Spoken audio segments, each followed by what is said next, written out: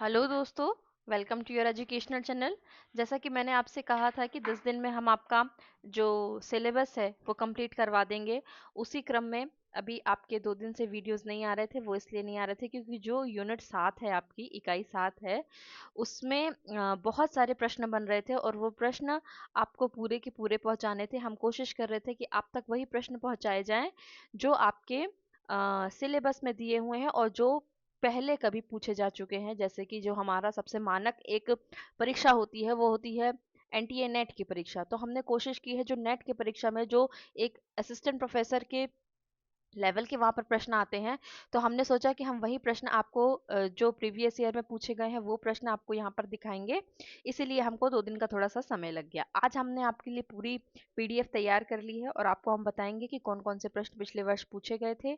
इसके पहले मैंने आपको इकाई 7 के जो मैंने पीवाईक्यू का एक वीडियो बनाया था उसमें मैंने यूनिट 7 के प्रश्न डाल दिए थे कि यूनिट 7 से हमारे जो एमपीपीएससी 2022 के पेपर में कौन कौन से प्रश्न आए गए थे। तो चलिए देखते हैं। देखते हैं हम यहाँ पर कि लास्ट में 1 मिनट में देख लूँ कि अगर आपका आपका जो प्रीवियस ईयर का पेपर है। यहाँ पर देखते हैं, मैं आपको बताती हूँ कि क्या आपको पिछले साल प्रश्न पूछा गया था। ठीक है, तो जो पिछले वर्ष आपके प्रश्न पूछे गए थे उसमें मैं यहाँ आपको शुरू से दिखा देती हूँ, इकाई 7 से। ठीक है, तो इकाई 7 से आपके लिए प्रश्न पूछा गया था। इकाई 7 से कि हिंदी साहित्य में जो मानवतावाद है, ठीक है, उसके प्रतिष्ठापक कौन है, ये कथन किसका है। तो ये जो प्रश्न है आपका, ये प्रश्न अगर आप देखेंगे तो ये प्रश्न आपको मिलेगा यहाँ से। कहाँ से? आलोचक और आलोचना से। आलोचक और आलोचना से आपको ये वाला प्रश्न मिलेगा। ठीक है, आगे हम देखते हैं निराला की काव्य साधना किस कृति या किस आचार्य की है। ठीक है, किस आचार्य की निराला की काव्य साधना, ये भी आपका आलोचना से संबंधित है। चंद्रगुप्त जो नाटक है, यहाँ हम देखें कि जो आपका चंद्रगुप्त नाटक है, चंद्रगुप्त नाटक आपके सिलेबस में दिया हुआ है। कहाँ पर? यहाँ पर दिया हुआ है। 1 मिनट। अम,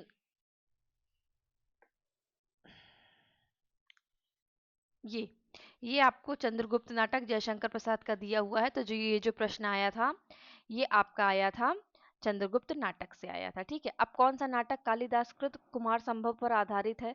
तो ये जो प्रश्न आया था, ये जो नाटक का विकास और क्रम है, ठीक है, नाटक का विकास और क्रम है जो सिलेबस में दिया हुआ है, उससे ये वाला प्रश्न आया था आपका। और चूंकि ये वाला और ये वाला, ठीक है, ये तो आपके सिलेबस में है। ठीक है, ये आपके सिलेबस में है तो आपको ये पता होना चाहिए।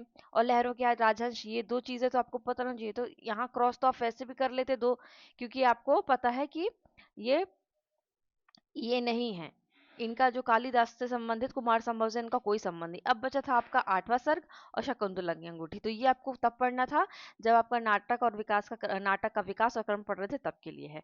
यात्रा वृतांत, ये भी आपकी यूनिट में दिया हुआ है। मरे हुए, ये वाला प्रश्न नहीं है। ठीक है, मरे हुए मुर्दों की, ठीक है, ये कहानी से पूछा गया था आपसे। ठीक है, ये कहानियां आपके, ये कहानियां टोकरी भर मिट्टी, नशा और परिंदे, यहाँ आप देखेंगे यहाँ पर। तो ये आपको कहानियां यहाँ पर दी हुई हैं। उसने कहा था टोकरी भर मिट्टी, ये ऑप्शन में था आपके। ठीक है, नशा ऑप्शन में था, तीसरी कसम ऑप्शन में था और परिंदे ये आपके ऑप्शन में था। तो यहाँ से प्रश्न आपके लिए पूछे गए थे। और आगे हम देखते हैं मानसरोवर कहानी, नशा कहानी मानसरोवर के किस भाग में संकलित है। 4 खंडों में प्रकाशित हरिवंश राय बच्चन की आत्मकथा, ये जो आपको सिलेबस में, ये भी आपके सिलेबस में आत्मकथा मतलब नीचे अगर आप देखेंगे यहाँ पर तो जो गद्य की अन्य विधाएं हैं, ठीक है, उसमें रेखाचित्र संस्मरण आत्मकथा, यहाँ से आपका प्रश्न पूछा गया था। आगे हम देखते हैं अध्यात्म शब्द मेरी समझ में काव्य या कला के क्षेत्र में कोई नहीं, कोई उसकी मतलब के क्षेत्र में कोई कहीं जरूरत यहाँ पर नहीं है। ये कथन किस आलोचक का है? ये भी आलोचना से, जो आपके सिलेबस में दिया हुआ है, आलोचना से वहां से जो प्रश्न है यहाँ यहाँ पर बना हुआ है। और आलोचना में हमको किसको विशेष रूप से देखना है? नंदुलारे वाजपेयी को, हजारी प्रसाद द्विवेदी को, नगेंद्र को, ठीक है, और रामचंद्र शुक्ल को। ये चार लोगों को हमको आलोचना के संबंध में देखना है। किस आलोचक ने स्वयं के बारे में कहा कि मेरा आगमन हिंदी के छायावादी प्रसाद कवि ने ना। तो देखिए, नंदुलारे वाजपेयी, ये तो हमारे सिलेबस पे दिए हुए हैं, है ना, इसलिए हमको यहाँ पर ये देखना है। फिर ये आलोचना से ये प्रश्न आया था आपका। फिर ये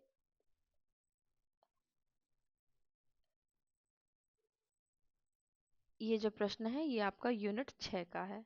ये इसमें बाय डिफॉल्ट आ गया है, ये 6 का है आपका। आ, नई हिंदी नई चाल में ढली, ठीक है, भारतेंदु ने किस पत्रिका में कहा था ये? ये प्रीवियस ईयर का प्रश्न है आपका।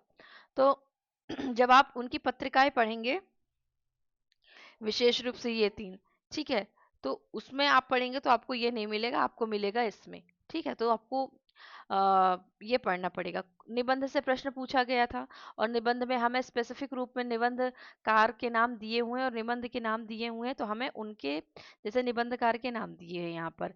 क्या नाम दिए हैं?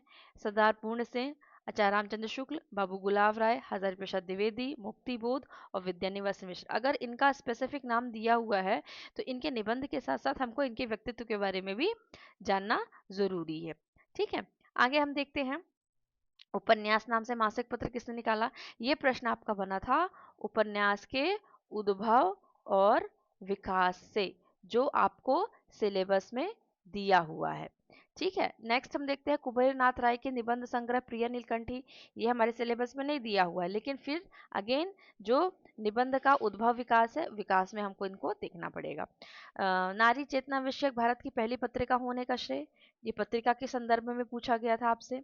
फिर आगे पूछा गया था आपसे, इसी यूनिट में था कि दुख दग्ध जगत और आनंदपूर्ण स्वर्ग दोनों के एकीकरण का बल ही साहित्य है। ये जो लाइन है वो किस कृति की है? तो अगर आपने अकेला मेला पढ़ी है तो अकेला मेला डायरी की पहली ही पंक्ति है ये, ठीक है। तो ये भी आपके सिलेबस में दिया हुआ था, उससे पूछा गया था। ये यूनिट 6 का है। ये प्रश्न पूछा गया है कि मिला तेज से तेज, ये किसकी जीवनी है? ठीक है। तो जब हम जीवनी गद्य की अन्य विधाओं में यहाँ पर हम जब देखते हैं गद्य की अन्य विधाएं, ठीक है, रेखाचित्र, संस्मरण, आत्मकथा, यात्रा वृत्तांत, डायरी, रिपोर्टाज, पत्र पत्रिकाएं, ठीक है। तो उसमें हमें ये जो पूछा गया था, ये ये इससे भी आप इसको मान सकते हैं कि ये प्रश्न यहाँ से भी आया था, जो मैंने आपको पहले पीवाईक्यू करवाए थे, मैंने उसमें आपको ये चीज़ बोला था, कभी कभी हमें कंफ्यूजन हो जाता है कि अब जैसे ये वाला प्रश्न पूछा गया, तो ये तो आपका यूनिट 7 में भी आ सकता है। कौन सा? मिला तेज से तेज, यूनिट 7 के भी अंतर्गत आता है, आ सकता है जीवनी विधा से।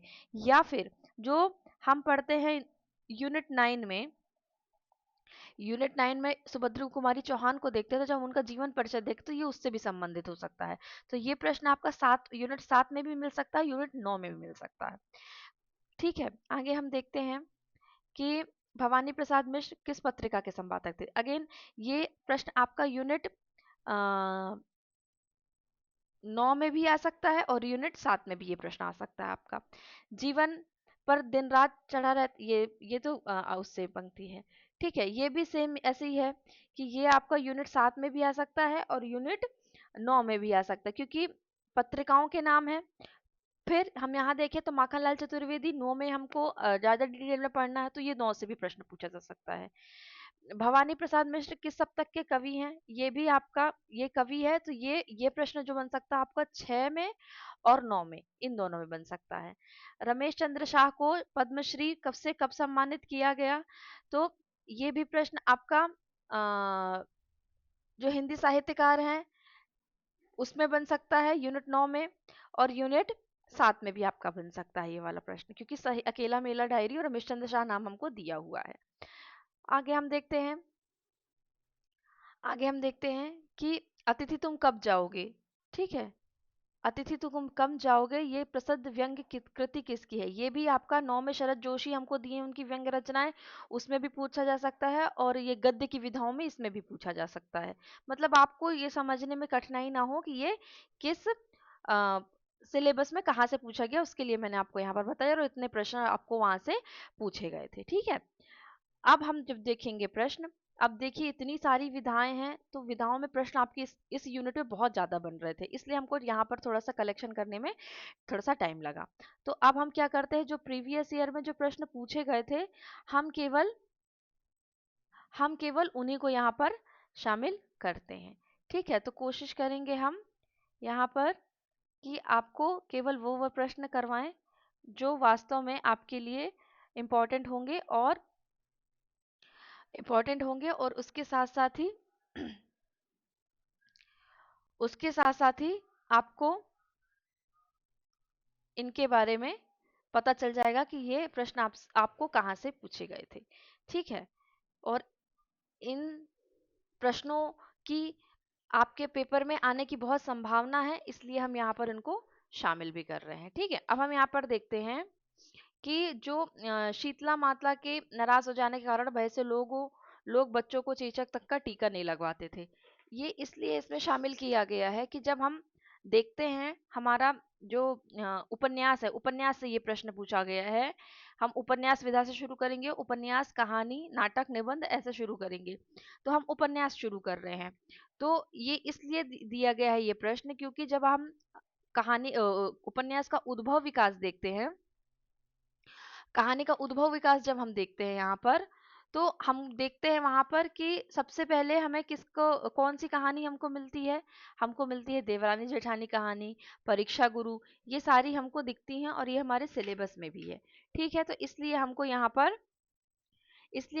पर इनके बारे में जानना, और इसके पात्रों की सब मतलब बहुत मोटिव इसमें हम देखें कि मुख्य वर्ण विषय इसमें जो है वो हमको जानना बहुत ज्यादा जरूरी है।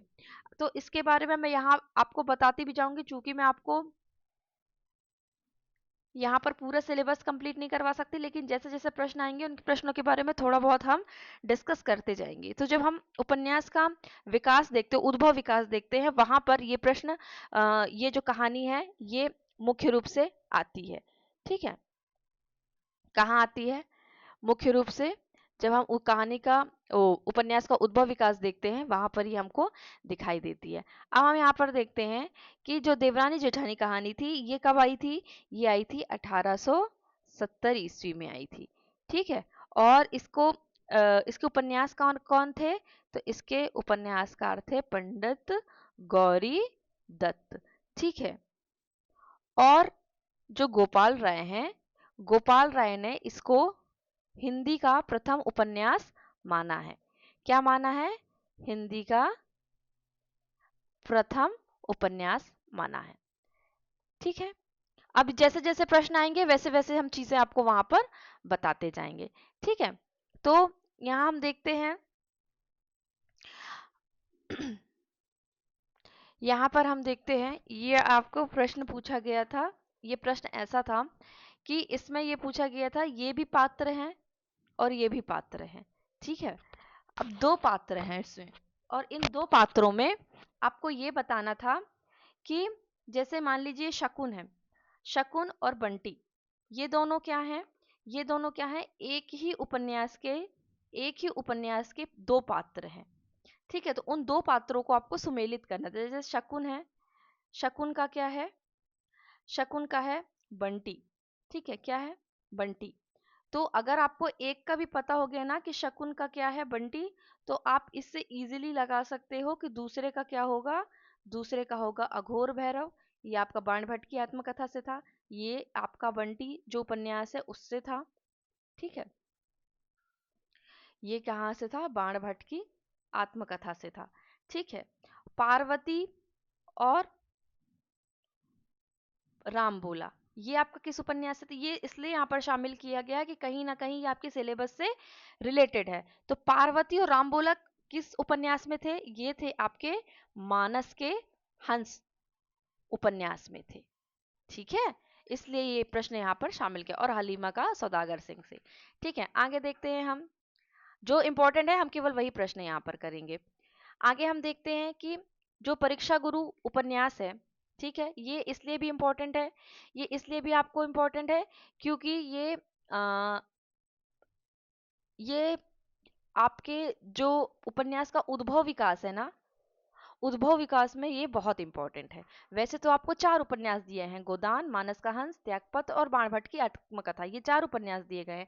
लेकिन परीक्षा गुरु हम इसलिए देखते हैं, परीक्षा गुरु हम इसलिए देखते हैं क्योंकि जब हम उद्भव विकास देखते हैं, उद्भव विकास देखते हैं हम किसका, उपन्यास का, तो उसमें ये हमको इम्पोर्टेंट हो जाता है। ठीक है, तो परीक्षा गुरु उपन्यास निम्नलिखित में से किस विषय पर केंद्रित है? ठीक है, तो ये आपके ऑप्शन दिए हुए हैं यहाँ पर। ठीक है, तो हम एक बार ऑप्शन पढ़ लेते हैं। प्रतीक रूप में ईस्ट इंडिया कंपनी द्वारा भारत के आर्थिकरण शोषण, तो ये आपको कब पता चलेगा? ये आपको तब पता चलेगा जब आपने आपने ये प्रश्न कहीं प्रश्न नहीं, सॉरी, ये प्रश्न, ये चीजें आपको तब पता चलेंगी जब आपने कहीं ना कहीं परीक्षा गुरु को एक बार ही पढ़ा होगा। एक बार अगर आप पढ़ेंगे परीक्षा गुरु को और उसके बारे में चीजें देखेंगे तब आपको ये प्रश्न बनेगा। ठीक है, तो इसमें क्या है, इसमें हम देखें तो चौथे प्रश्न में हमको मिलता है कि चौथे प्रश्न में हमको मिलता है कि प्रतीक रूप में ईस्ट इंडिया कंपनी द्वारा भारत के आर्थिक शोषण और लूट का यथार्थ वर्णन है।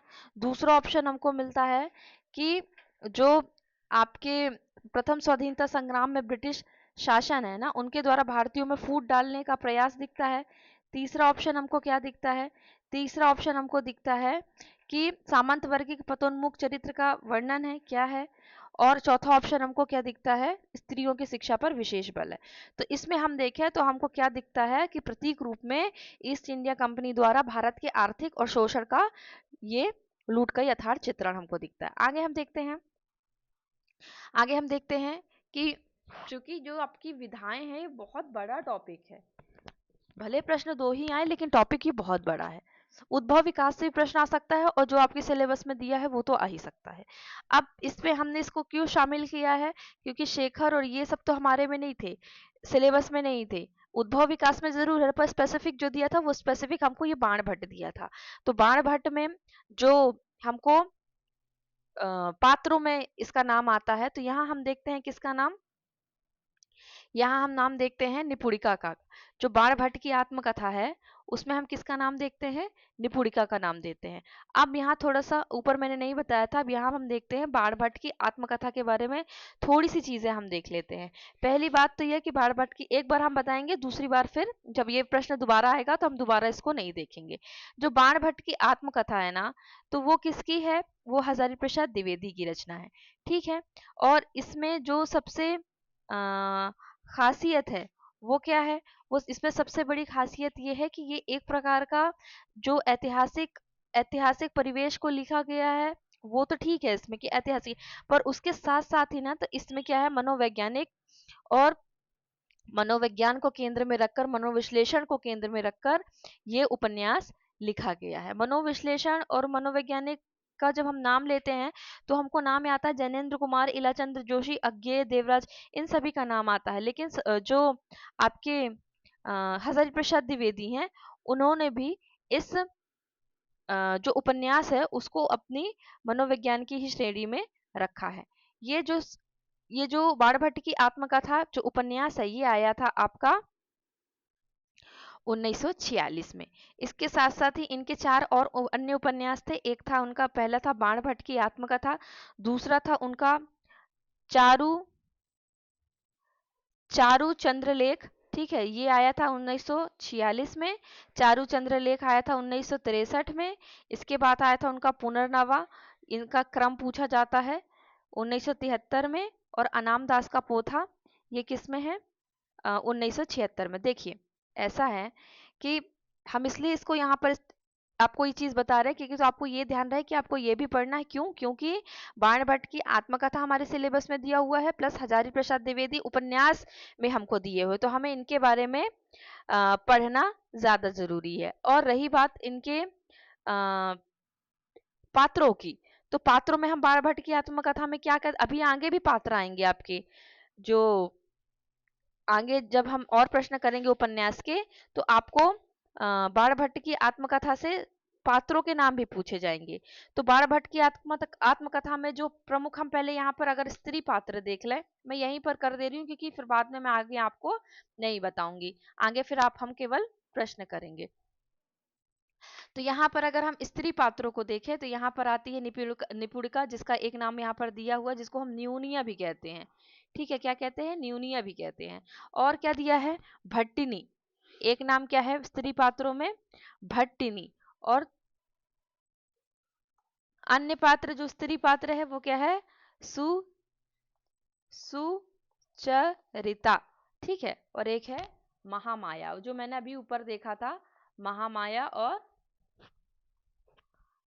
अघोर भैरव को देखा था। ठीक है, ये आपका पूछा गया है।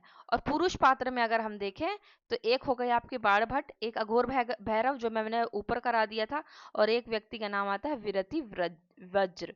वी है ये, व विरति वज्र। ये आपके कितने सारे प्रश्न बन गए? एक प्रश्न से आपके कितने सारे प्रश्न बन गए? ये मैंने हजारी प्रसाद द्विवेदी का जो उपन्यास थे 4, उनके क्रम बता दिए, डेट बता दी, स्त्री पात्र बता दिए, पुरुष पात्र बता दिए आपको। ठीक है, तो ऐसे आपके प्रश्न आएंगे, और जैसे जैसे आता जाएगा सिलेबस हम वैसे वैसे आपको कराते जाएंगे। ठीक है, आगे हम देखते हैं। ये आपके उसमें नहीं है, जो जो आपको मुख्य होगा वो हम यहाँ पर आपको कराते जाएंगे। ठीक है, आगे हम देखते हैं यहाँ पर कि प्रश्न है आपका कि धनी कौन होता है? इसका विचार कोई नहीं करता। ठीक है, वह जो अपने कौशल से दूसरों को बेवकूफ बना सकता है। ये गोदान से पूछा गया है आपका, जो आपके सिलेबस में दिया हुआ है। ठीक है, गोदान सिलेबस में दिया हुआ है, तो हमको इसके बारे में जो जो स्पेशल चीजें हैं वो हमको पता होना बहुत जरूरी है। तो ये प्रश्न इसमें आपको पता है, आपको प्रकाशन वर्ष पता होना चाहिए कि गोदान का प्रकाशन वर्ष क्या है। ठीक है, और उसके साथ साथ ही आपको उनके जो पात्र हैं वो पता होने चाहिए। ठीक है, और आपको पात्र, स्त्री पात्र, पुरुष पात्र, जो डेट है गोदान की वो, और उसके साथ साथ ही आपको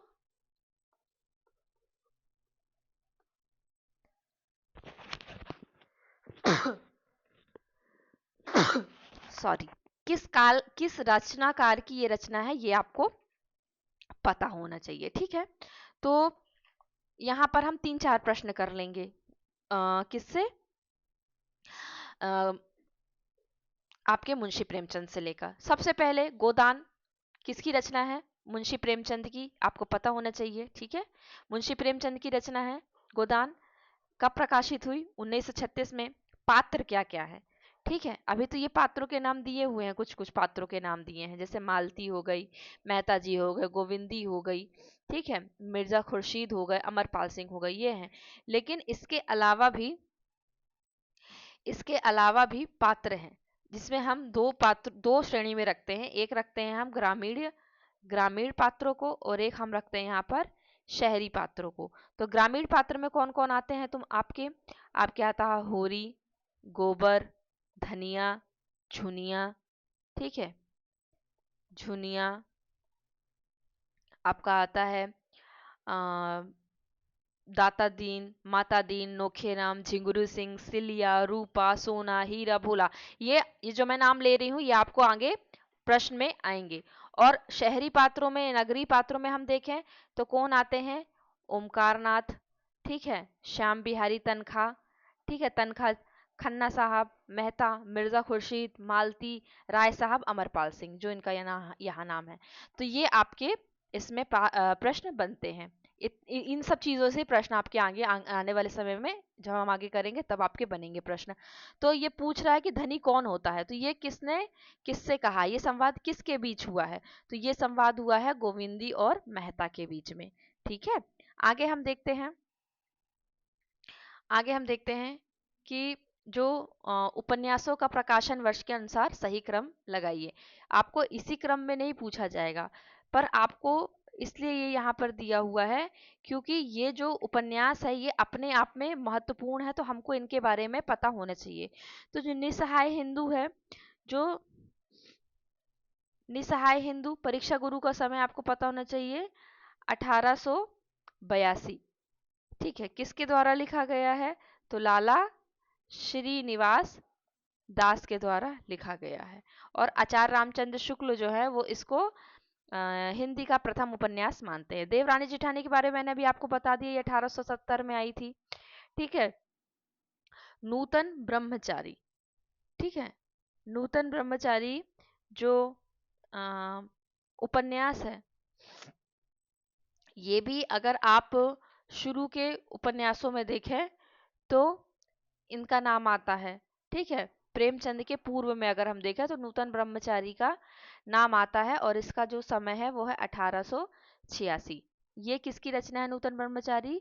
ये है बाल कृष्ण भट्ट की रचना है। उनके 3 उपन्यास थे, एक रहस्य कथा, नहीं सॉरी 4 उपन्यास थे, एक रहस्य कथा, नूतन ब्रह्मचारी, 100 अजान 1 सुजान और सद्भाव का अभाव, ये उनके रचना थी। जो निसहाय हिंदू है,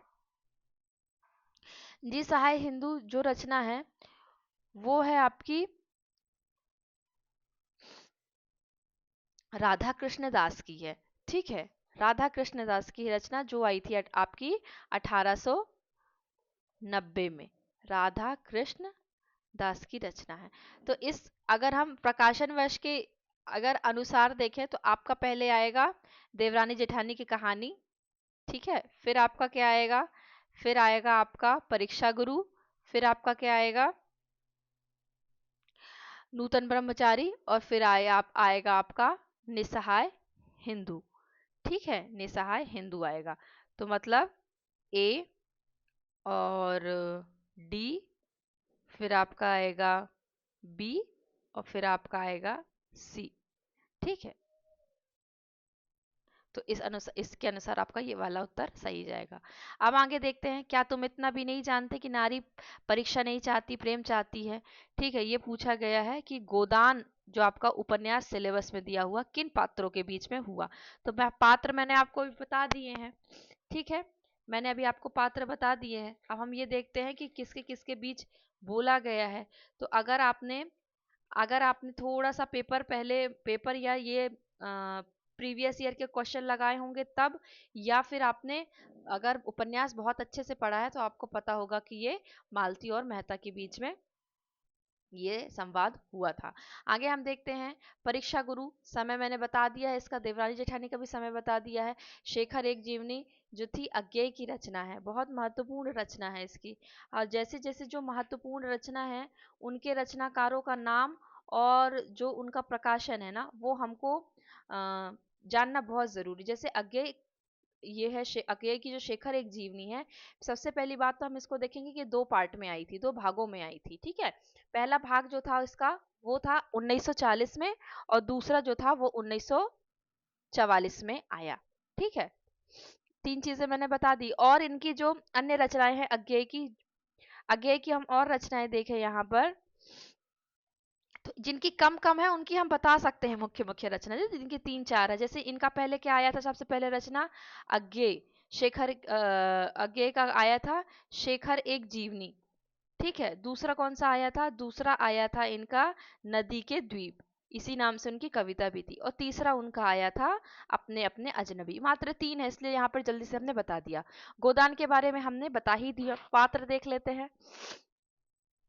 परीक्षा गुरु के पात्र में हम देखें, हमने परीक्षा गुरु के पात्र नहीं बताए थे ना, चलिए हम परीक्षा गुरु के एक बार पात्र देख लेते हैं। हमने गोदान के पात्र देख लिए हैं, और देवरानी जेठानी के, और और हम परीक्षा गुरु के पात्र देख लेते हैं। क्योंकि अगर हम उद्भव विकास के बारे में अगर देखें तो हमें ये बहुत इंपॉर्टेंट हो जाता है।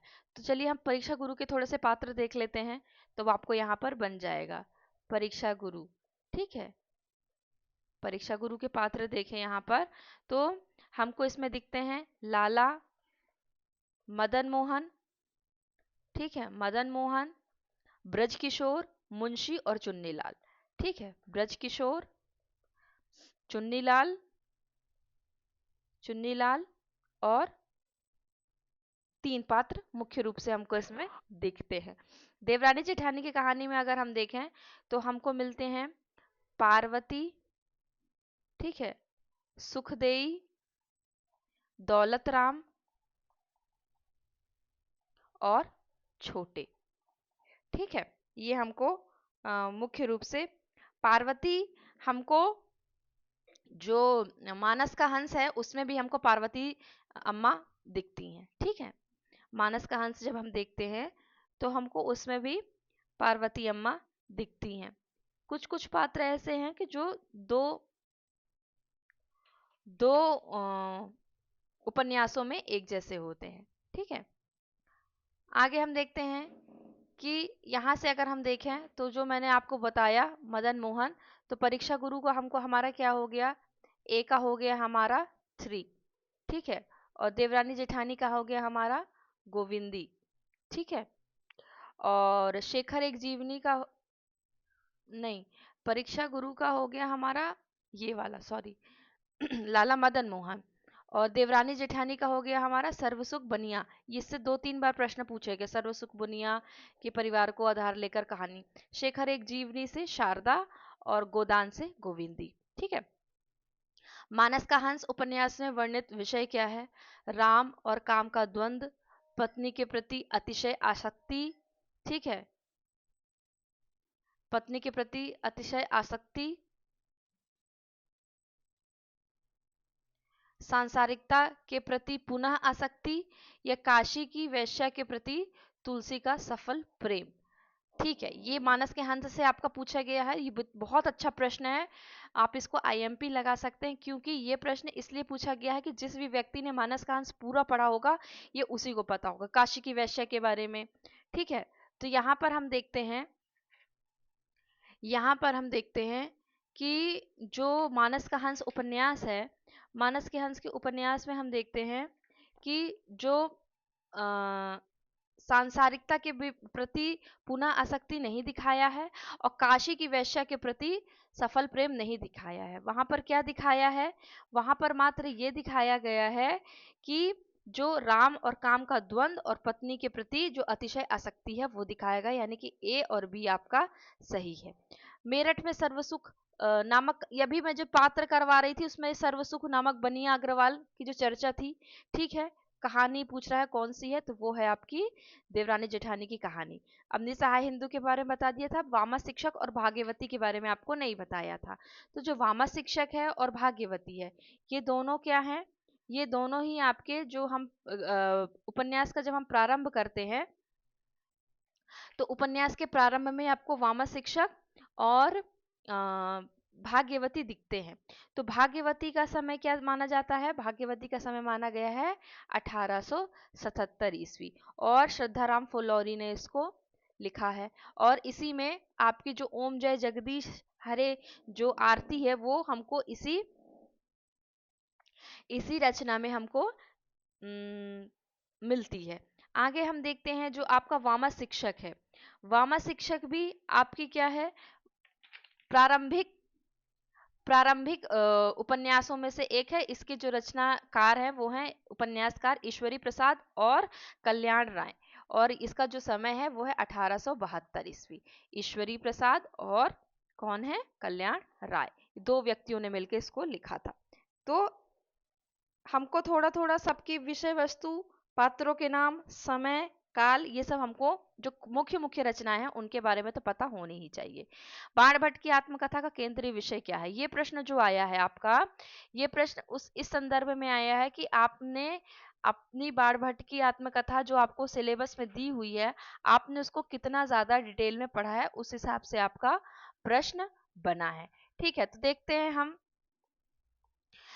हम कि बाण भट्ट की आत्मकथा का केंद्रीय विषय क्या है, उदात्त प्रेम, लोक संस्कृति का सजीव और रसिक अंकन, वैशाली और तक्षशिला, गणराज्यों का इतिहास, ईसा पूर्व बौद्धकालीन भारत की संस्कृति। तो इसमें हमको ये दो जो विषय हैं यही उत्तम लग रहे हैं जो कि आपके सिलेबस के अनुसार पूछे गए थे। ठीक है, आगे हम देखते हैं कि इसके अनुसार देखें तो आपका जो ए है ये उत्तर सही होगा। प्रकाशन वर्ष के अनुसार उपन्यासों का सही क्रम बतलाइए। देखिए, इसको मैंने इसलिए शामिल किया है कि आपको इसका तो पता होना चाहिए, और इसका क्रम मैंने आपको क्या बताया था, 1946। अब 1946 अगर हम विकास उद्भव उपन्यास का उद्भव और विकास देखें तो हमको ये पता चल रहा है कि ये हजारी प्रसाद द्विवेदी की रचना है, ये श्री लाल शुक्ल की रचना है, ये मोहन राकेश की रचना है, और ये मैला आंचल किसकी रचना है? ये है आपकी जो फणीश्वर नाथ रेणु है, ये उनकी रचना है आपकी। ठीक है, तो अगर हमको मान लीजिए सबका नहीं पता है, पर हमको दो चार लोगों का भी अगर पता है, तो हम उनके बारे में थोड़ा बहुत अपना बुद्धि विवेक लगा के हम उसमें जो क्रम है वो क्रम लगा सकते हैं। अब जैसे कि आपको मैंने बाणभट्ट की आत्मकथा के बारे में तो बता दिया कि बाणभट्ट की जो आत्मकथा थी उसका समय था 1946। अब आपको अगर मोहन राकेश के जो रचना है उनके बारे में थोड़ा बहुत पता होगा, तो उनके ज़्यादा उपन्यास नहीं थे। उनके मुख्यतः कितने उपन्यास थे? उनके तीन तीन उपन्यास थे, और जहाँ तक एक अधूरा उपन्यास था उनका। उनके ज़्यादा उपन्यास नहीं थे। तो उपन्यासों की दृष्टि से अगर हम देखें तो हमें ये पता होना चाहिए कि जैसे मोहन राकेश का समय क्या है। मोहन राकेश का जो समय है वो राग दरबारी, हाँ, ये राग दरबारी है। इसका समय आया आपका 1968। तो आपको पता होगा, अगर आपको दो का भी पता है तो आप तीसरे चौथे के बारे में थोड़ा बहुत भी आइडिया लगा सकते हैं। ठीक है, ये आपका आया 1961 में, और जो मैला आंचल आया था वो आपका 1952 या ये इसी के आसपास आया था। ठीक है, 1954, 1954 की रचना है। तो इस क्रम से अगर आपका देखें तो सबसे पहले आपका क्या आता है? बाणभट्ट की आत्मकथा।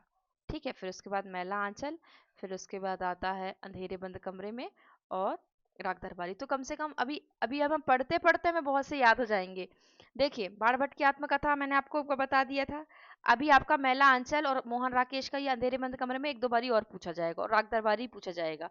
तो आपको धीरे धीरे इनका जो समय है वो आपको याद हो जाएगा। हिंदी साहित्यकारों के जीवन पर आधारित उपन्यास कौन सा है?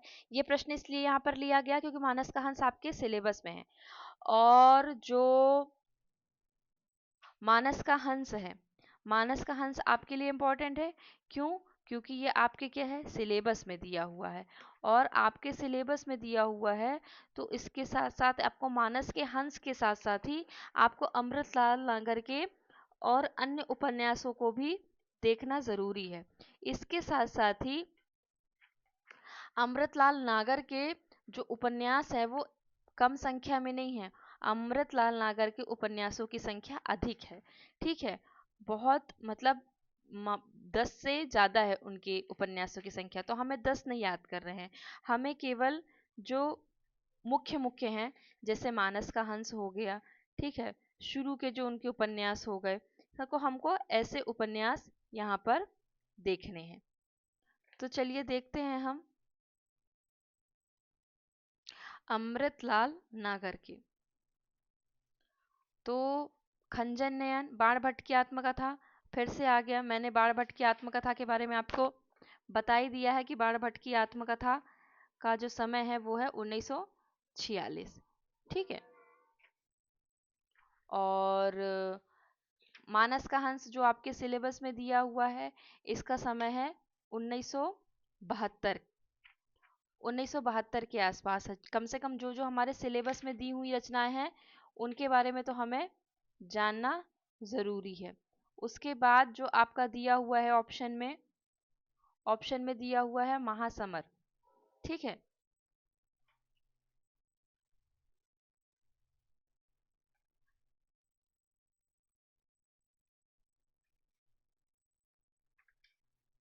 महासमर के बारे में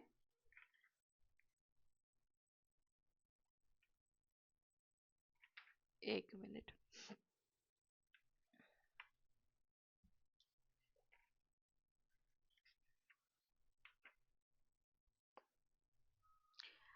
जो हम पहले अमृतलाल नागर को देखेंगे क्योंकि ये हमारे सिलेबस में है।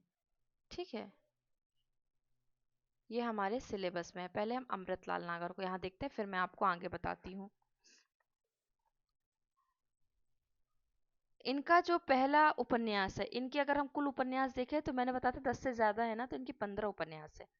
ठीक है, 15 उपन्यासों में से आपको पहला जानना ज़रूरी है। पहला इनका क्या था? महाकाल था, जो आया था 1947 में। ठीक है, फिर इसके बाद इनका आया था सेठ बांकेमल, बूंद और समुद्र। ये पूछा जाता है, बूंद और समुद्र जो पूछा जाता है, मैं वो बस बता रही हूँ। शतरंज के खिलाड़ी, नहीं, शतरंज की मोहर, शतरंज की खिलाड़ी कहानी है प्रेमचंद की। शतरंज के मोहरे, सुहाग के नुपुर, अमृत और विष, एकदा नैमिषारण्य, मानस का हंस 1972, नाच्यो बहुत गोपाल 1978, खंजन नयन 1981, ठीक है, अग्निगर्भा 1983, करवट 1985 और पीढ़िया 1990। ये इनके बहुत इम्पोर्टेंट जो है उपन्यास है। ये जब आप उपन्यास का क्रम पढ़ेंगे ना, तब आपको इनके बारे में पता चलेगा। ठीक है, आगे हम देखते हैं जो आगे हम देखते हैं कि जो सिलेबस में जो उपन्यासकार हमको दिए हुए हैं, उनके बारे में और उनके जितने भी उपन्यास है उनके बारे में हमें जानना ज़रूरी है, क्योंकि जो प्रीवियस ईयर में पूछ लिया था, ठीक है, उनके बारे में तो नहीं पूछा जाएगा, लेकिन जो जिनके बारे में नहीं पूछा गया था ना, उनके बारे में अब ज़रूर पूछा जाएगा। अब आपका देखें हम अगर आगे, तो जो महासमर है ना, वो महासमर उपन्यास आपका आता है नरेंद्र कोहली का। ठीक है, नरेंद्र कोहली के बारे में पूछा जाए तो पूछा जा सकता है, लेकिन उतना इम्पोर्टेंट नहीं है। आपको फोकस करना है जो मेन आपके सिलेबस में दिया हुआ है। ठीक है, जो सिलेबस में दिया है वो उनके बारे में तो हम बहुत अच्छे से पढ़ ही लें, बाकी फिर हम पढ़ने को तो इतना सारा है कि उपन्यास को अगर पढ़े तो 4 दिन लग जाएंगे उपन्यास को खाली पढ़ने में। तो यहाँ आप केवल ये देख लीजिए कि किसका उपन्यास है, मेन आप फोकस करिए जो आपके सिलेबस से पूछा गया है, क्योंकि जो अन्य उपन्यासकार हैं उनके बारे में तो पूछा जाएगा कि नहीं पूछा जाएगा, लेकिन जो सिलेबस में है तो उनको तो ज़रूर ही पूछा जाएगा। तो अपने सिलेबस के उपन्यासकारों पे आप फोकस कीजिए। ठीक है, आगे हम देखते हैं।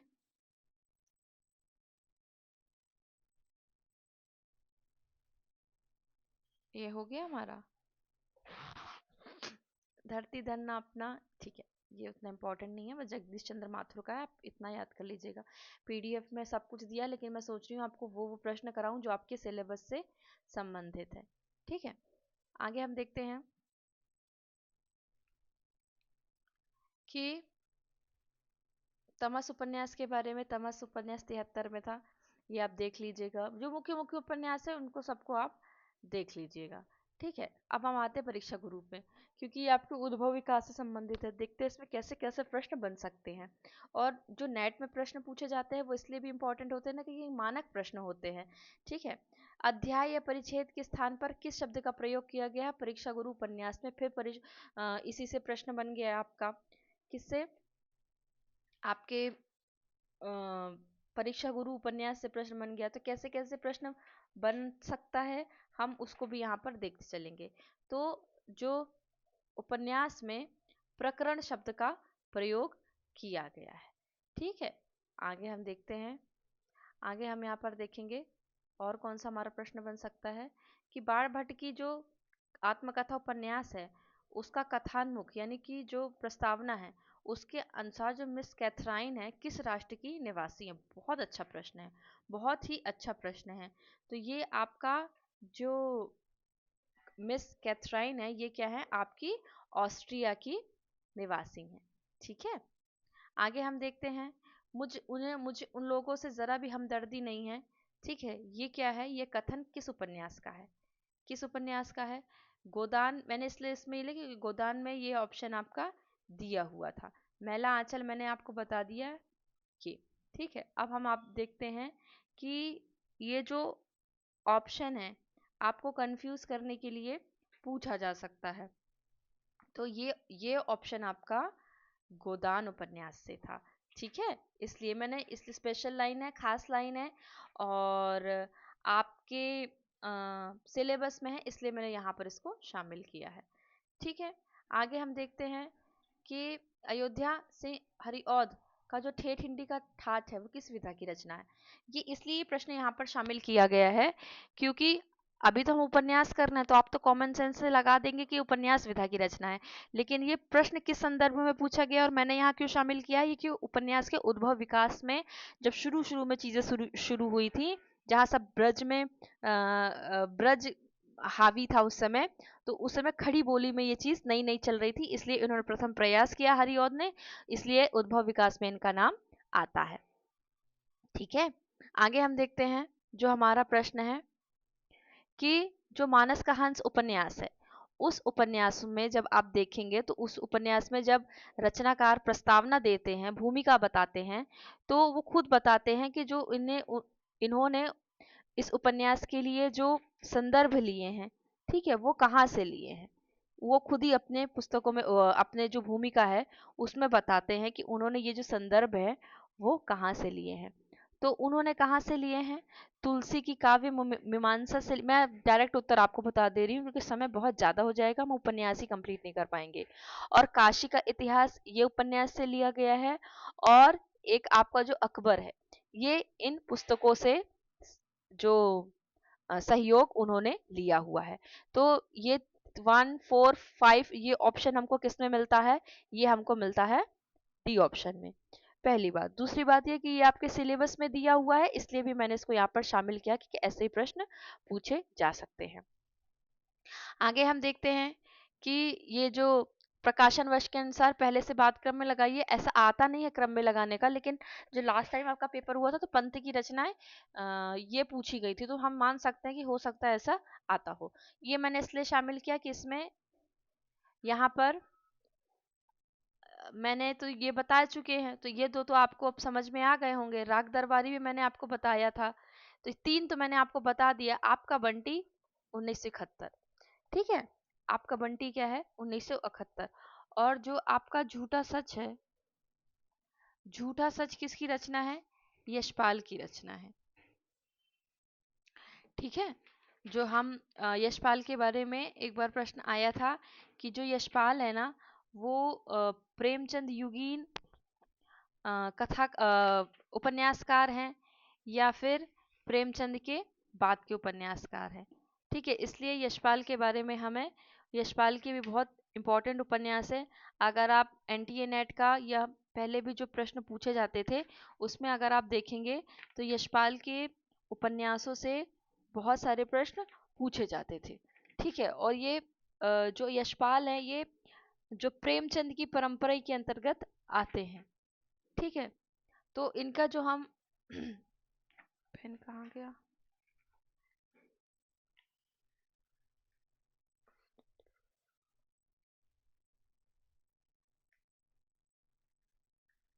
इसमें हम देखते हैं यशपाल के उपन्यासों में जो झूठा सच है ये 2 भागों में प्रकाशित हुआ था। कौन कौन सा, 1958 और 1960। इसके बारे में मैंने आपसे चर्चा नहीं करी थी। 1958 और 1960 ये 2 भागों में ये प्रकाशित हुआ था। तो अगर झूठा सच यहाँ दिया गया है तो हम इसको 1958 के ही क्रम में लगाएंगे। तो इस क्रम से हम लगाएंगे यहाँ पर, इस क्रम से अगर हम यहाँ पर लगाएं तो हमारा उत्तर आएगा, सबसे पहले हमारा क्या आएगा, सबसे पहला आएगा हमारा मैला आंचल आएगा। तो सबसे पहले हमारा मैला आंचल आया। ठीक है, उसके बाद हमारा क्या आएगा, मैला आंचल के बाद आएगा हमारा झूठा सच आएगा। ठीक है, और उसके बाद हमारा क्या आएगा, झूठा सच के बाद आएगा हमारा राग दरबारी। ठीक है, और उसके बाद हमारा क्या आएगा, अ, आपका बंटी। ठीक है, ये यहाँ पर गलत हो गया है, आपका बंटी, और यहाँ पर 4 में आएगा। ठीक है, आगे हम देखते हैं, आगे हम देखते हैं यहाँ पर कि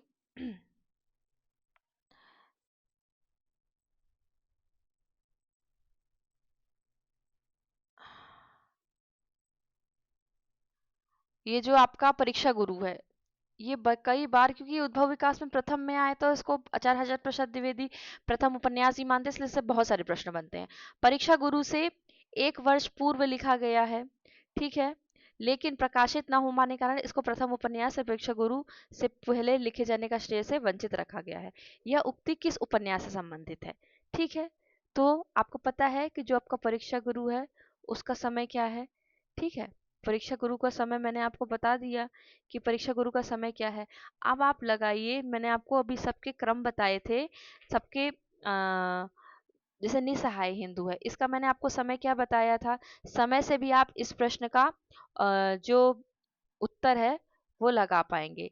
ये आपको भाग्यवती जो ये यहाँ पर निसहाय हिंदू का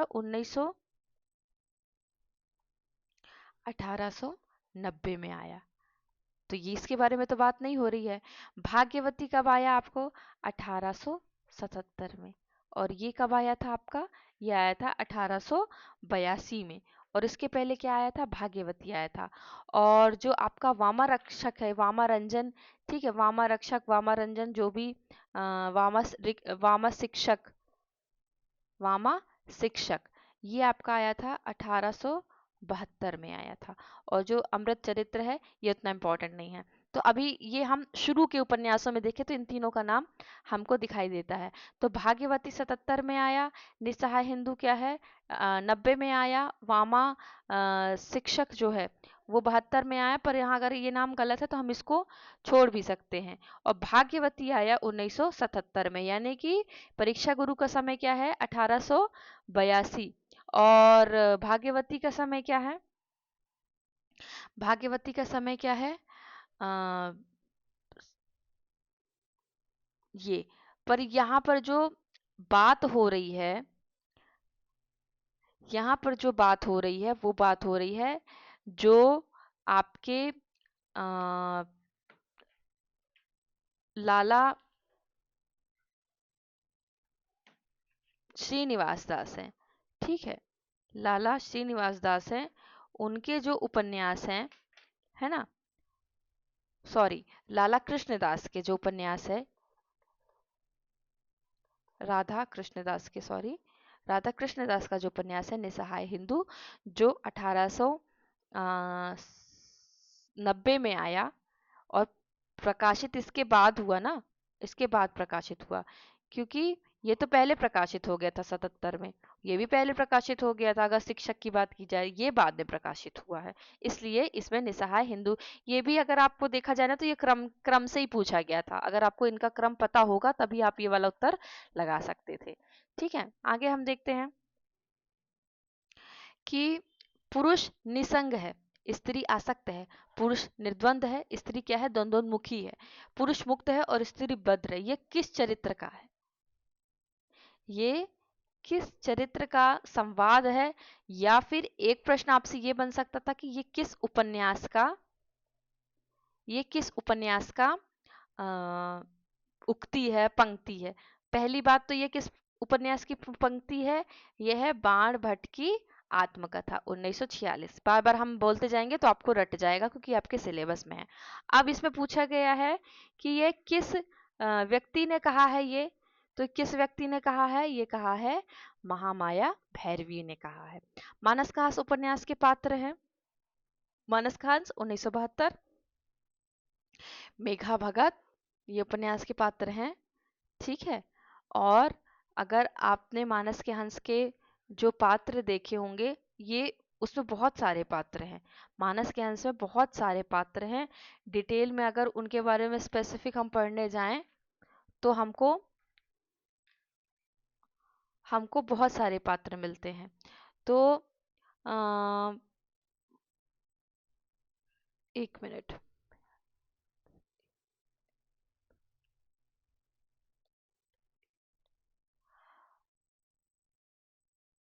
हमको इसमें मोहिनी बाई थी जो जिनके बारे में ये कहा जा सकता है कि तुलसीदास एक बार उन पर आसक्त हो गए थे कुछ समय के लिए। वो मोहिनी बाई थी, अब्दुल्ला बेग बेग साहब थे और मेधा भगत थे, जो भक्ति में तुलसीदास के ही समान उनका चित्रण किया गया है।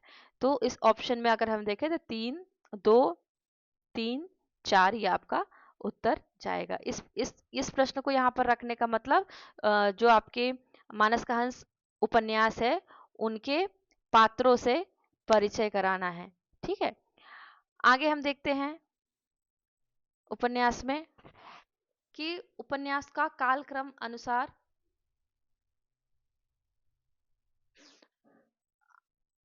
आपको का अनुक्रम लगाना है। ये प्रश्न इसलिए शामिल किया गया, एक परीक्षा सॉरी उद्भव और विकास के संदर्भ में किया गया। कैसे कि परीक्षा गुरु हम देखें तो ये स्टार्टिंग का है, ठीक है। कंकाल देखें तो कंकाल किसका दिखता है हमको, जयशंकर प्रसाद का दिखता है। शेखर एक जीवनी हमको अज्ञे की दिखती है, और सूरज का सातवां घोड़ा हमको किसका दिखता है, धर्मवीर भारती का दिखता है। ठीक है, तो अगर हमको प्रकाशन पता है इनका, या फिर ये भी हमको थोड़ा बहुत पता है कि आ, इनका जो समय है वो क्या है, तो हम इनके बारे में थोड़ा बहुत अंदाजा लगा सकते हैं। तो अगर हमको 2 का भी पता होगा ना, हमको 2 का भी पता होगा, मैंने आपको पहले भी बोला था कम से कम हमको 2 या 3 के बारे में अगर पता होगा ना, तो हम 2 को हम ऑप्शन के उसमें रख के हम अंदाजा लगा सकते हैं। तो ये 2 तो मैंने आपको अभी शेखर की एक जीवनी और ये तो बता ही दिया था। शेखर एक जीवनी का दो भागों में जो प्रकाशित हुई थी, ठीक है। और परीक्षा गुरु बता चुकी, कंकाल जो था आपका 1929 में प्रकाशित हुआ था। और सूरज को जो सातवां घोड़ा है, ये क्या है, ये धर्मवीर भारती की रचना है। इनको हम जो हमारे सप्तक है, जब हम तार सप्तक पढ़ते हैं तो तार सप्तक में भी हम देखते हैं इनको। तो इनकी रचना है सूरज का सातवां घोड़ा, बहुत इंपॉर्टेंट रचना है, बहुत प्रमुख रचना है और बहुत फेमस रचना है ये। ठीक है, तो ये इस क्रम से अगर हम लगाएं तो ये उद्भव विकास की दृष्टि से ये आपका इम्पोर्टेंट हो जाता है। ठीक है, अब आगे हम देखते हैं, एक मिनट, ये आपका इसका भी सन मैं आपको बता देती हूँ कि यहाँ चलते चलते आपके दिमाग में एक बार अगर आप ये वीडियो देखेंगे तो थोड़ा बहुत आपको दिमाग में आ जाएगा। इनका एक अन्य उपन्यास था गुनाहों का देवता, बहुत बहुत बहुत ज्यादा इंपॉर्टेंट है, बहुत फेमस है। और वो गुनाहों का देवता 1949 में आया था। चलिए ठीक है, कितने 4 प्रश्न हो गए आपके यहाँ पर। इन उपन्यासों को उनके लेखकों के साथ सुमेलित कीजिए। ये प्रश्न मैंने क्यों बनाया, ये प्रश्न मैंने इसलिए बनाया मोहन राकेश के लिए। क्यों, क्योंकि ये आपके सिलेबस में दिया हुआ था। तो सिलेबस में आपका मोहन राकेश का नहीं सॉरी, मोहन राकेश का आपका क्या दिया हुआ था, कहानी दी हुई थी, नाटक, सॉरी नाटक दिया हुआ है, आधे अधूरे नाटक दिया हुआ है। लेकिन मोहन राकेश इंपॉर्टेंट है, और ये जो मोहन राकेश की दृष्टि से मैंने यहाँ पर दिया था क्योंकि उनके जीवन परिचय से अगर हम अंतराल देखें तो उनके ज्यादा उपन्यास थे नहीं। ठीक है, ये इनका था गुनाहों का देवता, अब भी मैंने बताया धर्मवीर भारती का था। इंपॉर्टेंट ये रचनाएं लग रही थी इसलिए मैंने इनको यहाँ पर शामिल कर दिया। भगवती चरण गुप्त और दिल्ली का दलाल आपका उग्री की रचनाएं थी। ठीक है, आगे हम देखते हैं कि इन उपन्यासों को उनके लेखकों के साथ शामिल कीजिए। ये भी ये भी रचना इम्पोर्टेंट थी क्योंकि जो आपका तमस उपन्यास है ये उद्भव विकास की दृष्टि से अच्छा इम्पोर्टेंट है। तो तमस उपन्यास किसका है, भीष्म साहनी का। और अंधेरे बंद कमरे में किसका है, मोहन राकेश की। जस्ट अभी हमने पहले क्या देखा था, अंतराल, अंधेरे बंद कमरे में। ठीक है, 2 उपन्यास हमने उनके देख लिए जो हमको यही यही मतलब यही का मतलब इसी क्रम में हमको मिलते जा रहे हैं। 2 उपन्यास हमने मोहन राकेश के देखे, और एक उनका जो अन्य उपन्यास था मोहन राकेश का, एक था अंधेरे बंद कमरे में, एक था अंतराल, और एक उनका और उपन्यास था।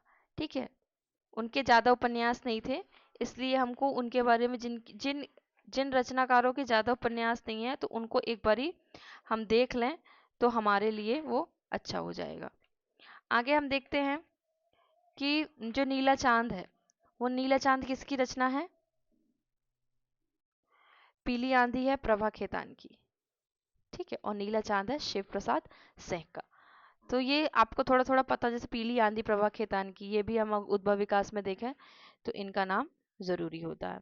उपन्यासों को उनके पुरुष पात्रों के साथ सुमेलित कीजिए। ये मैंने किस संदर्भ में लिया? आपके गोदान के संदर्भ में, कि गोदान के संदर्भ में मैंने जब अभी आपको वो बताया था, पात्रों की, पुरुष पात्रों का वर्णन बताया था, शहरी ग्रामीण बताया था, उसमें मैंने माता दीन और दाता दीन, नहीं सॉरी ये गलत है, माता दीन और दाता दीन वो अलग थे, ये देवी दीन जो है आपका, ये है आपका गबन उपन्यास में। इनमें जो उपन्यास में मैंने बताया था वो ओमकार नाथ बताया था, और देवी दीन मैंने किसमें बताया था? गबन में बताया था, ठीक है। और जो आपका ये जो उपन्यास है, इसमें जो जूठन उपन्यास है, ये बहुत इंपॉर्टेंट उपन्यास है, क्योंकि जो जूठन उपन्यास है ये आपका क्या है? जूठन उपन्यास में क्या होता है ना, कि अगर हम दलित के संदर्भ में यदि देखें, दलित के संदर्भ में यदि देखें तो जूठन उपन्यास इम्पोर्टेंट है, और इससे जो क्या है, इससे जो प्रश्न है वो बनते हैं आपके लिए, ठीक है। तो पहले हम देखते हैं नीला चांद। नीला चांद मैंने आपको बताया किसकी रचना है? शिव प्रसाद सिंह की। तो इसमें अ, जो पात्र हैं, इसके नीला चांद के जो पात्र हैं ना, वो सब ऐतिहासिक हैं। क्या है? ऐतिहासिक पात्र है नीला चांद के। तो इसमें हम देखते तो कीर्ति वर्मा, और कीर्ति वर्मा के साथ साथ जैसे कलचुरी नरेश, कर्णदेव, गाहड़वाल, है ना, नरेश चंद्र देव, देव वर्मा, कीर्ति वर्मा, गोविंद सिंह, ये सब नाम हमको इसमें दिखाई देते हैं। आगे आपका जो आपको दिया हुआ है जूठन और किस्सा गुलाम का, तो किस्सा गुलाम का जहां तक आपका ये जो किस्सा गुलाम का है, ये आपका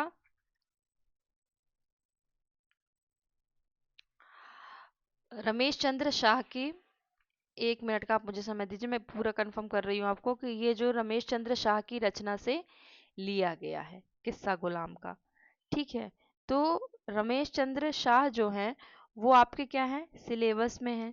तो आपको उनके बारे में, और उनके जो रचनाकार हैं, ठीक है, उनके जो रचनाकार हैं उनके बारे में आपको पता होना चाहिए, ठीक है। उनके बारे में आपको पूरा भी पता होना चाहिए। रमेश चंद्र शाह, अभी मैं अगर उस दृष्टि से देखूं तो अभी मैं आपको ऑप्शन देख के इसका करेक्शन कर सकती हूँ, लेकिन मुझे ये भी आपको बताना है कि जो आपके रचनाकार हैं, क्योंकि अगर वो आपके उससे संबंधित हैं, अगर 1 मिनट,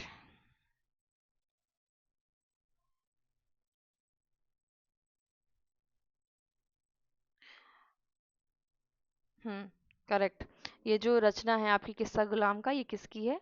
मेरे को पता था, लेकिन एक बार मैं कंफर्म करना चाह रही थी, रमेश चंद्र शाह का ही है ये वाला, ठीक है। तो इस दृष्टि से अगर आप देखें, इस दृष्टि से अगर आप देखें तो आपका ये जो इसका उत्तर क्या होगा? 10वें नंबर का उत्तर आपका होगा इसमें,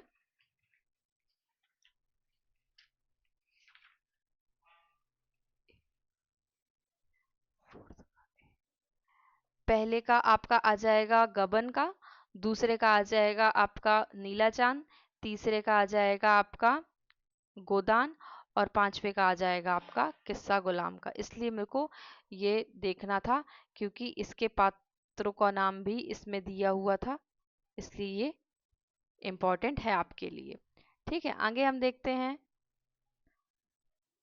देखते हैं, इसको बताने का मतलब ये है कि अगर आपके पास किस्सा गुलाम के जो अ, उपन्यासों के पात्र हैं, आप उनको एक बार देख लीजिएगा, यहाँ पर आपको बताने का मतलब ये है, ठीक है। आगे हम देखते हैं, आगे हम देखते हैं उपन्यासों को उनके नारी पात्रों के साथ सुमेलित कीजिए। यहाँ पर किसका नाम आया हुआ है? यहाँ पर नाम आया है गबन उपन्यास का। ठीक है, तो गबन हमारे लिए क्यों इम्पोर्टेंट होता है? क्योंकि ये प्रेमचंद जी का है।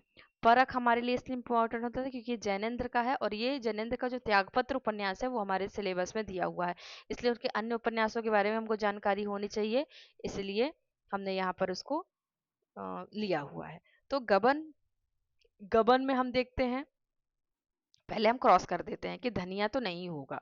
यहाँ पर आप ऐसे भी प्रश्न लगा सकते हैं कि धनिया तो इनमें से किसी में भी नहीं होगा। ठीक है, तो आप यहाँ से कट कर दीजिए, जहाँ जहाँ 5 नंबर है वो आपका वैसे भी कट हो जाता है। ये दो ऑप्शन आपके कट हो गए, आप बचे आपके दो। तो अगर आपको एक का भी पता है ना, तो आप यहाँ से उत्तर लगा सकते हो। तो चूंकि त्यागपत्र हमारे सिलेबस में दिया हुआ है, तो त्यागपत्र के हमको पात्रों के बारे में तो जानना बहुत जरूरी है। तो त्यागपत्र में जो मृणाल है, ठीक है, वो उनकी जो मुख्य पात्रों में से वो मृणाल का नाम आता है। तो यहाँ से हम देखें तो हमारा ये वाला जो सी वाला उत्तर है वो सही बनता है। फिर भी शेखर एक जीवनी में शशि थी, शशि, शारदा, ये सारे पात्र थे। तो अगर हम डी की दृष्टि से देखें, ठीक है, डी की दृष्टि से देखें तो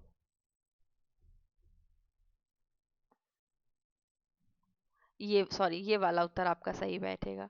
ये वाला, पहले का परख का कट्टो, गबन का जालपा, जालपा थे ना इसमें, आभूषण प्रेता वाला जो गबन का हम देखते हैं वो है जालपा।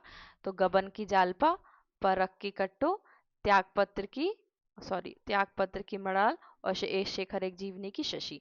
ये आपका उत्तर आ गया। अब प्रेमचंद चूंकि हमें सिलेबस में दिए हुए हैं, इसलिए हमको प्रेमचंद के जो सभी उपन्यास है ना, प्रेमचंद के सभी उपन्यासों का क्रम हमको यहाँ पर देखना जरूरी है। अगर आपको लग रहा है कि मैं स्लो बोल रही हूँ, तो आप उसको 2x में करके देख लीजिए, क्योंकि देखिए जरूर, इससे आपको क्या होगा ना कि जो आपका सिलेबस है उपन्यास से संबंधित वो पूरा यहाँ पर कंप्लीट हो जाएगा। मुंशी प्रेमचंद के बारे में हमको पढ़ना बहुत जरूरी है। क्यों? क्योंकि जब हम उपन्यास की बात करते हैं तो प्रेमचंद को हम उपन्यास सम्राट के स्थान पर देखते हैं, इसलिए उनकी रचनाओं के बारे में हमको जानना बहुत जरूरी हो जाता है। तो सेवा सदन को अगर हम देखें तो सेवा सदन का समय जो हमको दिखता है वो 1918 का दिखता है। 1918 का हमको सिलेबस दिखता है। 1918 में हमको सेवा सदन दिखता है, रंगभूमि हमको दिखती है 1925 में, कर्मभूमि हमको दिखती है 1932 में, और गोदान हमको दिखता है 1936 में। पहले एक बात बता देती हूँ, प्रथम और अंतिम उपन्यास अगर इस क्रम की दृष्टि से अगर हम देखें तो हमारे लिए इम्पोर्टेंट हो जाता है, क्योंकि अगर हमको पहला और आखिरी पता हो तो उससे हम थोड़ा बहुत रिलेट कर सकते हैं। तो हमको ये तो पता होना चाहिए कि जो गोदान हमारे उपन्यास गोदान उपन्यास जो हमारे सिलेबस में हुआ अटैच है, वो प्रेमचंद जी का अंतिम उपन्यास है। तो यहाँ पर कोई लास्ट में गोदान नहीं है, इसमें है, तो वैसे भी ये प्रश्न सही हो जाता है। पर अब सेम टू सेम प्रश्न तो नहीं पूछेगा, तो हम प्रेमचंद के उपन्यासों को एक अगर क्रम से लगाएं तो सबसे पहले आता है आपका सेवा सदन, ठीक है, उसके बाद आता है आपका वरदान, उसके बाद आता है आपका प्रेमाश्रम, उसके बाद आता है आपका रंगभूमि, उसके बाद आता है आपका कायाकल्प, उसके बाद आता है आपका निर्मला, फिर आता है आपका प्रतिज्ञा, फिर आता है आपका गबन, फिर आता है आपका कर्मभूमि, फिर आता है आपका गोदान, और एक जो मंगलसूत्र था वो अपूर्ण था, तो उसको हम पूर्णता की दृष्टि में नहीं रखते। तो ये क्रम आपको याद होना चाहिए। ठीक है, उपन्यासों का उनके पात्रों के साथ, अब पात्रों के बारे में फिर से आ गया है। ये हमने इसलिए लिया क्योंकि इसमें रंगभूमि है और त्यागपत्र है। रंगभूमि प्रेमचंद की दृष्टि से और त्यागपत्र आपके सिलेबस की दृष्टि से। तो त्यागपत्र में मैंने अभी एक आपको जो उपन्यास बताया था, वो क्या बताया था? मृणाल बताया था। जो रंगभूमि है, रंगभूमि अगर आपने उपन्यास पढ़ा है तो ठीक है, नहीं तो उसमें एक पात्र है वो है सोफिया। झूठा सच में एक तारा, एक जो ऑप्शन है वो किसका है? तारा का ऑप्शन है। और अंधेरे बंद कमरे में हम ऑप्शन देखते हैं तो वो है नीलिमा का। और जो योके है ना, ये आपका शायद नदी के द्वीप में आता है। ठीक है, आगे हम देखते हैं, पात्रों को उनकी कृति के साथ मेल कीजिए। यहाँ पर मैंने गोदान और कथा दोनों के संदर्भ की दृष्टि से पात्रों को दिया है। न्यूनिया मैंने पहले बताया था पात्रों में, वो किसका पात्र है? बाणभट्ट की आत्मकथा का। राय साहब गोदान में, ये पहले आ चुके हैं। जो रेखा है वो नदी के द्वीप की है, और जो डॉक्टर प्रशांत है वो है मैला आंचल के। महाभोज जैसा कुछ नहीं है इसमें। तो सबसे पहले जो जो तीन है वही कैंसिल हो जाते हैं। अगर ये कैंसिल हो जाएंगे तीन वाले, तो फिर आपके लिए ऑप्शन में यही दो बचते हैं। ठीक है, ऐसे भी आप अपना जो प्रश्न है वो कर सकते हैं। कौन सा उपन्यास देवकी नंदन खत्री का है? ये प्रश्न को हम इसलिए भी शामिल कर सकते हैं, नहीं है पूछा है, पर ये प्रश्न इसलिए भी आप देख लीजिएगा एक बार, क्योंकि ये भी उद्भव विकास में देवकी नंदन खत्री बहुत महत्वपूर्ण से, उसके बाद प्रेमचंद ने शुरू किया। तो अभी मैंने आपको बताया कि भाग्यवती उपन्यास किसका था। अगर आपको ये सब नहीं भी पता है तो अभी मैंने आपको बताया था भाग्यवती उपन्यास किसका था। तो आप यहाँ से भी जो अपना आंसर है वो यहाँ पर टिक कर सकते हैं। अगर आपको ये नहीं पता है कि किसका है, पर तो आप किसका नहीं है, इस दृष्टि से भी आप इसको क्रॉस कर सकते हैं। तो आपको पता है भाई ये तो श्रद्धाराम फिल्लौरी का है, ये तो उपन्यास इनका हो ही नहीं सकता, तो हमने इसको कट कर दिया, तो बाकी ऑप्शन उनके होंगे, है ना। आगे हम देखते हैं, आगे हम प्रश्न देखते हैं अपने कि ये सब जितने उपन्यास दिए हैं ये सब अपने आप में इम्पोर्टेंट है, लेकिन क्या है समय बहुत कम है और आपको लिए पढ़ने को बहुत है, इसलिए जो आपके सिलेबस में है मैं सिर्फ वो शामिल कर रही हूँ इसमें। अमृतलाल के जीवनी परक उपन्यास जो खंजर नयन है किसके बारे में इस पे चित्रण किया गया? पहली बात तो ये मैंने अभी उनके आपको पूरे उपन्यास बता दिए थे। महाकाल से शुरू हुआ था, ठीक है, पीढ़ियां तक खत्म हुआ था। ये पढ़ना इसलिए ज़रूरी है क्योंकि अमृतलाल नागर हमारे सिलेबस में दिए हुए हैं, तो उनके उपन्यासों के बारे में हमें जानना ज़रूरी है। तो जो खंजन नयन है वो सूरदास के जीवन पर आधारित है। ठीक है, आगे देखते हैं। अगेन पात्रों का उनको पात्रों से सुमेलित कीजिए। गबन मैंने बताया, गबन जालपा। नदी के द्वीप किसका है? भुवन का है। बाण भट्ट की आत्मकथा निपुणिका का है। और मैला आंचल डॉक्टर प्रशांत का है। और जो मृणाल है वो आपकी किससे है? त्याग पत्र से। ठीक है, अब आगे हम देखते हैं फिर से यहाँ पर निम्नलिखित पात्रों को उनके उपन्यास के साथ सम्मिलित कीजिए। गोबर गोदान में, भुवन नदी के द्वीप में, महामाया बाणभट्ट की आत्मकथा, और कुमारगिरी। ठीक है, कुमार इससे जैसे आपने देखा यहाँ पर कि जो कुमारगिरी है वो आपके आएंगे चित्रलेखा उपन्यास से। जो भगवती ये भी उद्भव विकास में इनका हम उल्लेख कर सकते हैं, जो भगवती चरण वर्मा है। ठीक है, ये आया था शायद 1930 के आसपास। ठीक है, तो इनको हम यहाँ पर शामिल कर सकते हैं उद्भव विकास के अंतर्गत अगर हम देखें तो। अब आगे हम देखते हैं चित्रलेखा उपन्यास पूछा जाता है, कई बार पूछा जाता है, नेट में कई बार पूछा जाता है। मैंने इसमें शामिल नहीं किया, मैं कोशिश करती हूँ कि वही उपन्यास शामिल करूँ जो आपके सिलेबस में दिया हुआ हो, लेकिन जो जो इम्पोर्टेंट होता जाएगा आपके लिए मैं वो भी आपको यहाँ पर बताती जाऊंगी। तो जो भगवती चरण वर्मा है ना, ये तो शुरू शुरू में उद्भव विकास के हमको शुरू शुरू में दिखते हैं, इसलिए ये हमारे लिए इम्पोर्टेंट हो जाते हैं। आगे हम देखते हैं,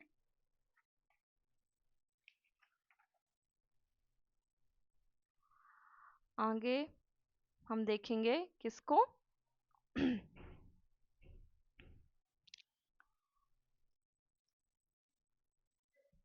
हमारे तो उपन्यास में 1 घंटा चला गया। नाच्यो बहुत गोपाल, ये इसलिए इम्पोर्टेंट है क्योंकि ये किसकी रचना है? अमृतलाल नागर के उपन्यास है। ठीक है, तो इसमें आप क्रॉस कर दीजिए कि सिलिया तो नहीं हो सकता। क्यों नहीं हो सकता?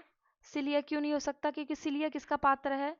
सिलिया पात्र है आपका जो प्रेमचंद की रचना है, प्रेमचंद की गोदान रचना का पात्र है। इसलिए आपको ये भी पता होना चाहिए कि प्रेम यहाँ ये इसलिए भी मैंने यहाँ पर शामिल किया है कि आपको ये तो पता होना चाहिए कि ये पात्र जो है वो किसका है। इसलिए सिलिया किसका पात्र है? सिलिया पात्र है आपका गोदान का पात्र है, तो यहाँ ये क्रॉस हो गया है आपका। ठीक है, और मृणाल से मृणालिनी किसका हो गया? त्यागपत्र का ऑप्शन हो गया। ये भी ऑप्शन है आपका, ऑप्शन क्या है? निर्गुनिया। ठीक है, ये थोड़ी सी दलित विषय पर अगर हम मानेंगे तो वो वहाँ का पात्र है। आगे हम देखते हैं, प्रकाशन वर्ष के अनुसार प्रेमचंद के उपन्यासों का अनुक्रम बताइए। अभी मैंने बता दिया था कि आपको ये तो पता होना चाहिए कि हमारा प्रथम कौन सा है और आखिरी कौन सा है। तो प्रेमाश्रम, रंगभूमि, निर्मला। ठीक है, तो निर्मला को हम प्रेमाश्रम शुरू शुरू में देखते हैं और रंगभूमि 1925 में देखते हैं। ठीक है, और वरदान हम देखते हैं 1931 के आसपास देखते हैं वरदान को। ठीक है, वरदान एक ऐसा उपन्यास था कि जो प्रथम प्रथम प्रेमचंद ने वरदान को क्या किया था, अ, हिंदी में उसको लिखा था वरदान को। ठीक है, 1921 में वरदान को किसको लिखा था, प्रथम। ये अगर आपको ये पता हो कि प्रथम हिंदी में उन्होंने लिखित उनका ये था, बाकी उन्होंने पहले उर्दू में लिखा फिर उसको हिंदी में ट्रांसलेट किया, तो आपको ये पता होना चाहिए। प्रेमाश्रम, और आप इससे भी एक चीज़ ये अंदाज़ा लगा लीजिएगा कि जो रंगभूमि है उसके बाद कर्मभूमि आती है। ठीक है, रंगभूमि पहले था, कर्मभूमि बाद में है। प्रेम आश्रम था वो 1922 के आसपास था। तो वरदान, उसके बाद प्रेमाश्रम, फिर रंगभूमि। अब निर्मला नहीं भी पता होगा तो आप इससे रिलेट करके कर सकते हैं, लेकिन फिर भी निर्मला का जो समय था, निर्मला आया था आपका 1927 में। ठीक है, तो इस दृष्टि से देखें तो हमारा यही है। अब जीवनी परक उपन्यास नहीं है। देखिए, ये दो प्रकार से बन सकता है प्रश्न। एक प्रश्न बन सकता है उद्भव विकास से, दूसरा बन सकता है अमृतलाल नागर से, क्योंकि दो उपन्यास अमृतलाल नागर के दिए हुए थे। तो एक जो उपन्यास था उनका खंजन नयन या सूरदास के जीवनी पर आधारित था। ये जो उपन्यास था, ये उपन्यास था तुलसीदास के जीवन पर आधारित। और जो पहला गिरमिटिया था, पहला गिरमिटिया भी रचना, मुझे रचनाकार का एक मिनट नाम याद नहीं आ रहा, पर जो पहला गिरमिटिया जो रचना थी वो जो गांधी जी है ना उन पर आधारित थी। ठीक है, गिरिराज किशोर का है ये जो रचना है आपकी, गिरिराज किशोर की है। और भूले बिसरे चित्र जो है वो है आपका भगवती चरण वर्मा की है। ठीक है, भूले बिसरे चित्र भगवती चरण वर्मा की है। तो इस आधार पर देखें तो इसमें से हमारा कौन सा जो है वो उत्तर सही नहीं बैठेगा, तो वो नहीं बैठेगा हमारा भूले बिसरे चित्र। ठीक है, भूले बिसरे चित्र हमारा नहीं बैठेगा। आगे हम देखते हैं जो हमारे प्रश्न हैं।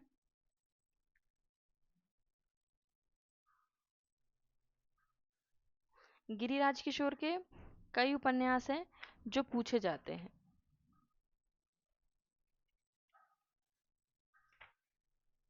आगे हम देखते हैं कि इलाचंद जोशी, ये पीडीएफ दे देंगे तो आप पीडीएफ से एक बार ये सारे देख लीजिएगा। इसके उत्तर भी यहाँ पर दिए हुए हैं। ठीक है, उत्तर भी दिए हुए हैं तो आप उत्तर भी देख लीजिएगा। चलिए, ठीक है, अब हम देखते हैं, जैसे भगवती चरण वर्मा के उपन्यास हैं, लेकिन अभी बहुत सारे हैं, करीब करीब अब 100-150 प्रश्न है, तो अभी हम केवल वो प्रश्न शामिल कर रहे हैं जो आपके सिलेबस में आपको बहुत इच्छा होगी पढ़ने की, तो आप पीडीएफ लेके आप पढ़ लीजिएगा।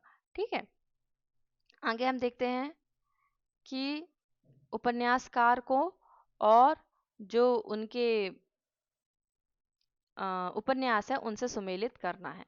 तो ये हम किस दृष्टि में देख सकते हैं इसको, उद्भव और विकास की दृष्टि में देख सकते हैं। तो राधा कृष्णदास को हमने किस में देखा था, निस्सहाय हिंदू में देखा था। देवकी नंदन खत्री को हम जानते हैं कि किसके लिए, जो आपके तिलिस्म और अय्यारी जो है ना उसके संबंध में हम जानते हैं। श्रद्धा राम फिल्लौरी को हम जानते हैं भाग्यवती के संदर्भ में।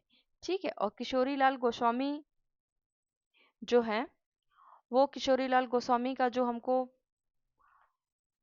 ये भी हमको किस, हाँ, उद्भव विकास में हम इसलिए भी इनको इम्पोर्टेंट मानते हैं, जो किशोरी लाल गोस्वामी हैं, देवकी नंदन खत्री हैं, ये जो सारे जो लोग हैं, ये हमको किसके संदर्भ में मिलते हैं आगे, उद्भव जब होता है हिंदी का, हिंदी के उद्भव में हमको ये लोग दिखाई देते हैं। और जो किशोरी लाल गोस्वामी है ना, इनके इनके बारे में सबसे आ, विशेष बात यह है कि इन्होंने 65 उपन्यासों की रचना की है। ठीक है, हो सकता है आपसे प्रश्न पूछा जाए, क्योंकि अगर हम उद्भव विकास देख रहे हैं तो इनके बारे में हो सकता है इनसे प्रश्न पूछा जाए। तो इसलिए अ, ये इम्पोर्टेंट है। दूसरी बात, जो इनके उपन्यासों में ना आप दो नाम देखेंगे, जैसे तारा, तारा व छत्र कुल कमलिनी, कमलिनी। ठीक है, जैसे आप देखेंगे लवंग लता व आदर्श वाला, हृदय हरणी व आदर्श रमणी, मल्लिका देवी व वंग सरोजनी। थोड़ा सा रिलेट कर लीजिएगा तो इससे आपको बन जाएगा। तो ये हो गया किशोरी लाल गोस्वामी के बारे में। ठीक है, तो ऐसे इनके बारे में विशेषता थी, तो उद्भव विकास के अंतर्गत ये आते हैं। अगला देखें हम, उपन्यासों के विकास प्रकाशन क्रम के अनुसार सही क्रम क्या है। खंजन नयन मैंने आपको बताया था 1981। ठीक है, नदी के द्वीप आपका आएगा 1951 के आसपास। तेरी मेरी उसकी बात है त्यागपत्र। त्यागपत्र का समय आपके सिलेबस में दिया हुआ है, तो हमको जो जैनेन्द्र की रचनाएं हैं, परख, त्यागपत्र, ठीक है, परख, त्यागपत्र, सुनीता, ठीक है, इनके बारे में थोड़ा थोड़ा सा हमको जानना ज़रूरी है।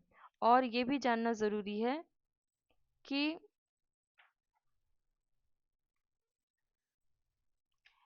इनका समय क्या है। तो परख तो मैंने बताया नहीं था, लेकिन परख का समय 1929 था। त्यागपत्र का समय जो था 1937 है। क्या है? 1937 है। तेरी मेरी उसकी बात है जहां तक यशपाल की है ना। नदी के द्वीप, नदी के द्वीप 1951। तो ये आपको इतना पता चल गया कि खंजन नयन है जो क्या है, वो तो लास्ट में ही आएगा। ठीक है, और ये जहां तक 1974 का है, तेरी मेरी उसकी बातें 1974 की रचना है। तो इस दृष्टि से अगर हम देखें तो सच में हमारा ये सही जाता है। ठीक है, ये यशपाल की रचना है और 1974 के आसपास का इनका समय है। आगे हम देखते हैं, आगे प्रश्न हमारे लगभग खत्म हो रहे हैं। ठीक है, 73 नहीं 74, तो ओ सॉरी, 73 और 74 दो में से कुछ भी हो सकता है, यह है यशपाल की रचना ये। तो यहाँ हम देखते हैं कि इतने प्रश्न हमारे उपन्यास के संदर्भ में हो गए। सोचा था कि कहानी भी इसमें शामिल कर लूंगी, लेकिन कहानी शामिल करूंगी तो वो ज़्यादा हो जाएगा। हालांकि कहानी, उपन्यास और नाटक ये आपके ज़्यादा बड़े बड़े हैं, और फिर बाकी विधाओं में उतना सारा समय नहीं लगेगा। अमृतलाल नागर के उपन्यासों में सही क्रम बताइए। महाकाल, अब मैंने आपको पहले ही बताया था ना कि आपको ये पता होना चाहिए कि प्रथम कौन सा है और अंतिम कौन सा है। तो जो महाकाल है ये हमको पता है कि प्रथम है, तो ये तो हमारे नहीं हो सकते हैं, इसको हमने क्रॉस कर दिया। मानस का अंश का हमको समय पता है, हम कितनी बार पढ़ चुके हैं। खंजन नयन मैंने अभी बताया आपको, भले आपको ये ना पता हो, पर इतना तो अगर आपको पता कि ये फर्स्ट थे, पहले में थे और इनका समय है, तो आप इससे जो अपना जो अंदाजा है वो लगा सकते हो। और ये आपका 65 66 के आसपास है ना, ये इसके इसी के आसपास है। तो अगर आपको सबका सबका का समय आपको ना पता हो, तो आप इनसे इतने में अंदाजा लगा सकते हैं। ठीक है, अब हम आगे क्या देखेंगे, अब हम आगे देखेंगे अपना जो कहानी है, कहानी को हम देखेंगे। एक और हम देख लेते हैं पात्रों को, जैसे अमृत राय है, ये प्रेमचंद से संबंधित प्रश्न है। ठीक है, तो प्रेमचंद का जो उपन्यास है, ये तो हमारे सिलेबस में नहीं है, लेकिन प्रेमचंद बहुत महत्वपूर्ण है, उद्भव विकास में उनका आता है, इसलिए हमको जानना जरूरी है। उपन्यास निर्मला, ठीक है, निर्मला, सेवा सदन, सेवा सदन और प्रेमा, कायाकल्प और रंगभूमि। तो इसमें से सबसे इंपॉर्टेंट क्या है? रंगभूमि, है ना, रंगभूमि। रंगभूमि, निर्मला, निर्मला का जैसे पहले हम सेवा सदन का देखते हैं। अगर हमने सेवा सदन पहले पढ़ा है तो सेवा सदन हमको किस, सेवा सदन में हमको कौन दिखते हैं?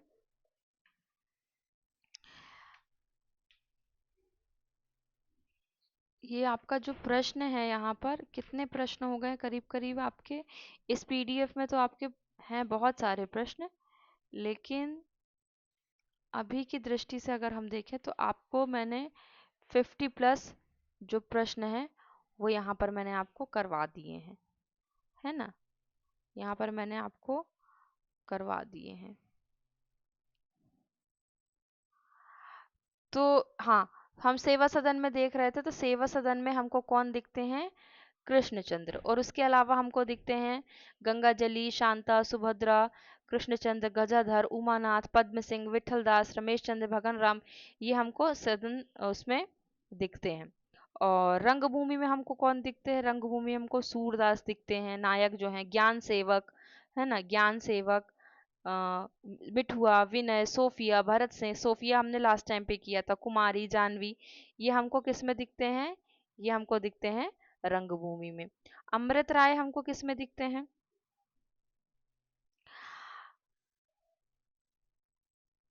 अमृत राय हमको दिखते हैं प्रतिज्ञा में।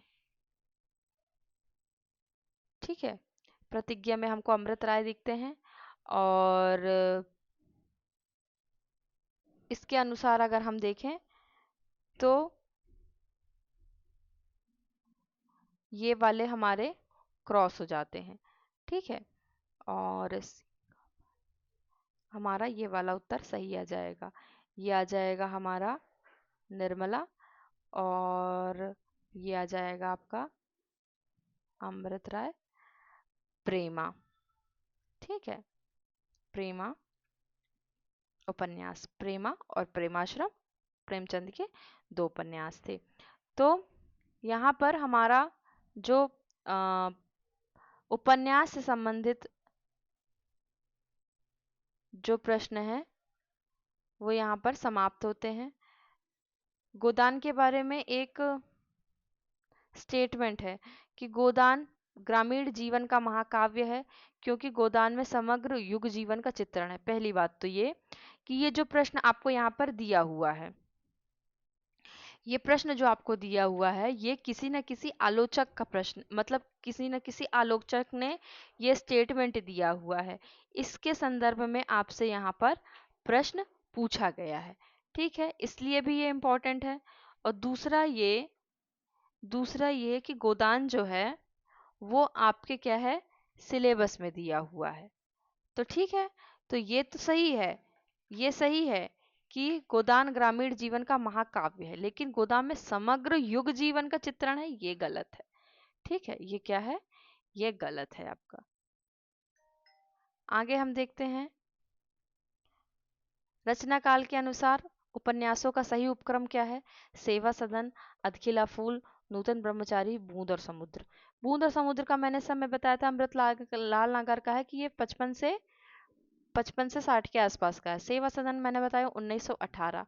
अभी अधकिला फूल का नहीं पता, लेकिन नूतन ब्रह्मचारी हमको पता है नूतन ब्रह्मचारी 1890। तो अगर आपको ये 3 भी पता है तो आप ये वाला उत्तर सही कर सकते हैं। ठीक है, अधकिला फूल हरिऔध का है जहां तक। तो यहाँ पर हमारा जो